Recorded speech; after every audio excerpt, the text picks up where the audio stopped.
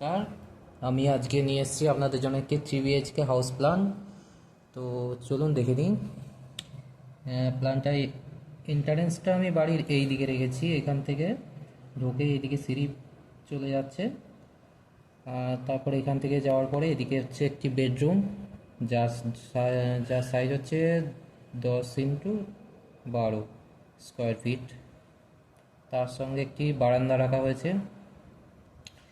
এরপর এখানে হচ্ছে একটি ডাইনিংয়ের সাইজটা হচ্ছে 15x17, এবং ডাইনিংয়ের সঙ্গে ওপেন কিচেন রাখা হয়েছে যা 11x6। এর সঙ্গে একটি জেনারেল টয়লেটও আছে। তার পাশে এদিকে দুটি বেডরুম রাখা হয়েছে। একটি হচ্ছে মাস্টার বেডরুম, যেটি সাইজ হচ্ছে 12x13, এবং এর সঙ্গে একটি টয়লেট রাখা হয়েছে 5x5। আর এদিকে একটি রুম রাখা হয়েছে যা 10x12 স্কোয়ার ফিটে।